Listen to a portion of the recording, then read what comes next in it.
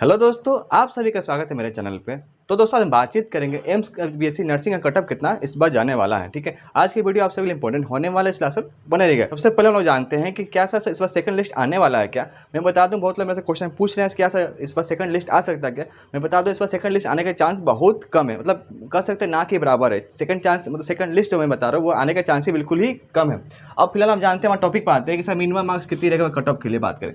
देखिए, minimum marks अगर बात करें, यदि आपने मिनिमम मार्क्स अपने क्वालिफाई इतना कर दिया है तो आप काउंसलिंग में पार्टिसिपेट कीजिए। जितना लोगों को लिस्ट पर काउंसलिंग में नाम आया है, कम से कम 8,000 लोगों का काउंसलिंग लिस्ट में नाम आया, सभी लोग मैं बोल रहा हूँ पार्टिसिपेट आप लोग करिए। आप लोग दिमाग में ये चल रहा होगा सर मेरे 8,000 मेरा रैंक है, 8,000 तक रैंक गया है और सीट मैं बात करूँ तो 1,000 तक सीटी 1,000 तक सीटी है, कैसे में सबका होगा। देखिए मैं बता दूँ, सब जितने लोग पार्टिसिपेट करेंगे 8,000 लोगों में ना, सबका उसमें होने वाला नहीं है। उसमें मैं बात करूँ कम से कर सकते हैं 8,000 लोगों में मैं बात करूँ तो कम से कम 50% से आपका मतलब कॉम्पिटिशन चलेगा, 50% कॉलेज छोड़ देते हैं। ठीक है, सबका उसमें काउंसलिंग पार्टिसिपेट, बहुत लोग काउंसलिंग पार्टिसिपेट नहीं करते। बहुत लोग क्या होता है कि सोचते हैं कि मैं इसमें बहुत कॉलेज दूर पड़ जाए इसलिए काउंसलिंग पार्टिसिपेट नहीं करते। बहुत लोग होता है कि मैं फिर से तैयारी करता हूँ, या बहुत लोग ये भी होता है कि नीट का मैं अच्छा मार्क्स आ जाता है, नीट की तरफ मूव ऑन कर जाता हूँ। बहुत लोग ये भी होता है कि नीट में या फिर कर सकते हैं मेडिकल फील्ड में अपना करियर नहीं बना के किसी और फील्ड में करियर बनाने चल जाते हैं। तो उससे क्या होता है, बहुत से स्टूडेंट्स होते हैं वो बहुत काउंसलिंग छोड़ देते हैं, इसलिए क्या होता है कि सीट हमारा बच जाता है। तो जो 8,000 आप कैंडिडेट देख रहे हैं उसमें सब लोग पार्टिसिपेट काउंसलिंग में नहीं करेंगे। उसमें मैं बात करें आपका कंपटीशन सिर्फ आपको 50% लोगों से ही आपका है। तो कह सकते हैं 8,000 में से 50% घट गया तो बचा आपका 4,000। आपका कंपटीशन सिर्फ 4,000 लोगों से ही है। तो 4,000 लोगों में बात करें तो सीट आपका चांसेस बहुत चांसेस मतलब बढ़ जाता है, आपका मैक्सिमम चांसेस हो जाता है आपका होने का, सिलेक्शन होने का। ठीक है, तो आप जानते हैं मिनिमम मार्क्स की अगर बात करें तो यदि आप जनरल कैटेगरी से बिलोंग करते हैं तो अपने 50% आपका मार्क्स लेकर आया है तो आप पार्टिसिपेट कीजिए। ठीक है, यदि आप ओबीसी ईडब्ल्यूएस कैटेगरी से बिलोंग करते हैं, ठीक है, यदि आपने मार्क्स 45% मार्क्स लेकर आया है, ठीक है, तो आप पार्टिसिपेट कीजिए। ठीक है, यदि आपने एससी एसटी से बिलोंग करते हैं, ठीक है, यदि आपका कम से कम आपका 40% मार्क्स आपका आया है तो आप पार्टिसिपेट काउंसलिंग में जरूर इससे जरूर कीजिए। काउंसलिंग में कोई भी व्यक्ति नहीं छोड़े, काउंसलिंग का जो मौका आपको मिल रहा है कोई भी व्यक्ति नहीं छोड़े, जितना हो सके काउंसलिंग पार्टिसिपेट कीजिए। क्या पता कभी ना कभी आपको लक चमक जाए और आपका कॉलेज सीट मिल जाए। ठीक है, तो मैं आपसे रिक्वेस्ट कर रहा हूँ जितने लोगों का काउंसलिंग लिस्ट पर नाम है सभी लोग आप लोग पार्टिसिपेट करें। ठीक है, अब जानते हैं कट ऑफ या सेफ स्कोर कितना हो सकता है, कि कितना स्कोर तो आएगा तो मैं उसमें सेफ जोन में हूँ और मेरे को दिक्कत होने वाली नहीं है। ठीक है, देखिए 2022 का अगर बात करें तो 2022 में क्या था कि हमारा कम से कम 14 हमारा एम्स कॉलेज था।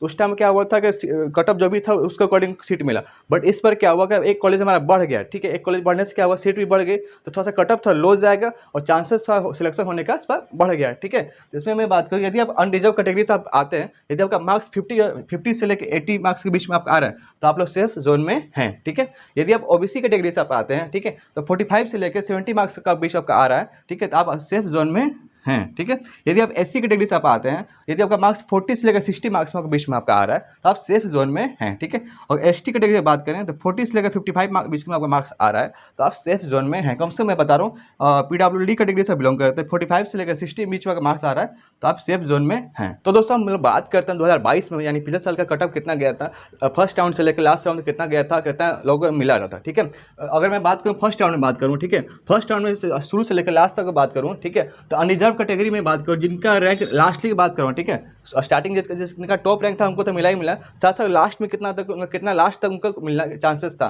तो अनरिजर्व कैटेगरी 912 रैंक तक लास्टली में बात करूँ, 912 रैंक जिनका था और मार्क्स में बात करूँ 55.71 मार्क्स था, उनको भी सीट मिला है फर्स्ट राउंड में बात करूँ। ठीक है, यदि आप ओबीसी कैटेगरी से बिलोंग करते हैं, यदि आपका 1298 रैंक था, ठीक है, लास्ट राउंड में बात कर रहा हूँ, यदि आपका 50 मार्क्स था, 50 मार्क्स तक भी लोगों को मिला है। मैं 2022 का बता रहा हूँ सारा कुछ। और एससी कैटेगरी आप बिलोंग करते हैं, यदि आपका 2761 रैंक है, ठीक है, तो 40 मार्क्स तक लोगों को मिला। मतलब इतना मैं बात करूं, इतना लोगों का जो अगर मार्क्स अगर आया है और इतना रैंक आप लोग को गया है तो लास्टली आपके पास उम्मीद है कम से कम कि मेरा इतना मार्क्स अगर आ रहा है और इतना मेरा रैंक जा रहा है तो मुझे उम्मीद है कि मैं फर्स्ट राउंड तक लास्ट तक मुझे मिल जाने का चांसेस है। ठीक है, अगर एसटी कैटेगरी से बिलोंग करते हैं तो एसटी कैटेगरी में बात करूँ तो 2684 रैंक तक, यानी 2684 रैंक तक, और मार्क्स में बात करूँ 41.33 मार्क्स तक लोगों को कॉलेज मिला है। ठीक है, और यदि आप मैं बात करूँ ईडब्ल्यूएस कैटेगरी में बिलोंग आप करते हैं, यदि आपका रैंक 1359 रैंक तक था पिछले साल में बात कर रहा हूँ, तो 50 मार्क्स तक लोगों को कॉलेज सीट मिला। ठीक है, इस साल में बात करो, देखिए इस साल और पिछले साल ज़्यादा अंतर नहीं होगा, मात्र 5 से 10 नंबर का अंतर करेगा। ठीक है,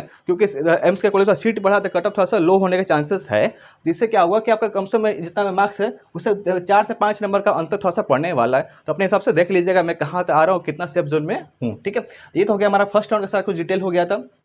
ठीक है। यदि मैं बात करूँ सेकंड राउंड का, अगर बात करूँ, यदि अनरिजर्व का मैं बात करूँ, देखिए अनरिजर्व यहाँ 912 रैंक तक मिला था, ठीक है, फर्स्ट राउंड में। और सेकंड राउंड में बात करूँ 1250 रैंक तक मिला था, ठीक है, 1250 रैंक समझ सकते हैं, सेफ जोन में था वहाँ तक।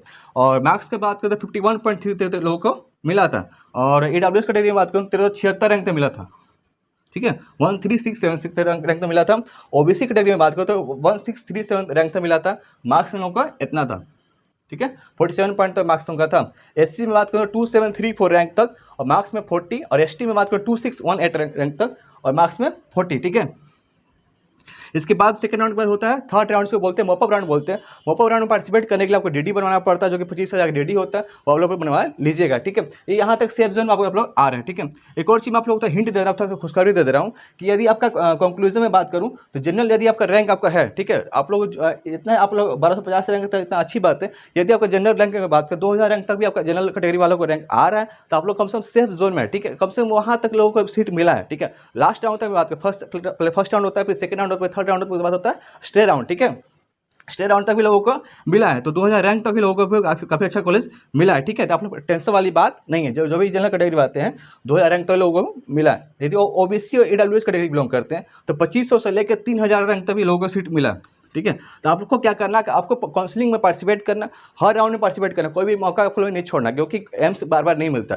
यदि आप मौका छोड़ेंगे या काउंसलिंग कोई भी मिस्टेक करेंगे तो आपको अगले साल फिर एडमिशन लेना पड़ेगा। तो आप लोग एक साल क्यों वेट करेंगे, एक साल क्यों अपने बर्बाद क्यों करेंगे। आप लोग इसी साल अच्छा काउंसलिंग पार्टिसिपेट कीजिए, काउंसलिंग ज़्यादा प्रोसीजर है उसको फॉलो कीजिए, आप लोग कहीं भी मिस्टेक आप लोग नहीं करिएगा, ठीक है। बहुत लोग क्या होता है काउंसलिंग में मिस्टेक कर देते हैं, इनके कारण क्या होता है कि उन लोग पार्टिसिपेट नहीं कर पाते। बहुत लोग ऐसे भी होते हैं जो काउंसलिंग में कॉलेज चूज करना है, सिलेक्शन चूज करना है, तो 10 से 12 लोगों से कम कॉलेज चूज करना रहता है, लेकिन उन लोग क्या करते हैं 4 से 5 कॉलेज चूज करते हैं, उन लोगों को पता नहीं रहता है, इसलिए उन लोग भी बहुत से छट जाते हैं। तो आप लोग क्या करना है, कॉलेज में जब भी पार्टिसिपेट करना, जो चॉइस फिलिंग आएगा आपको कम से कम 10 से लेकर 14 जितना कॉलेज है सब में पार्टिसिपेट करना, सबका लिस्ट में आपको भरना है, ठीक है।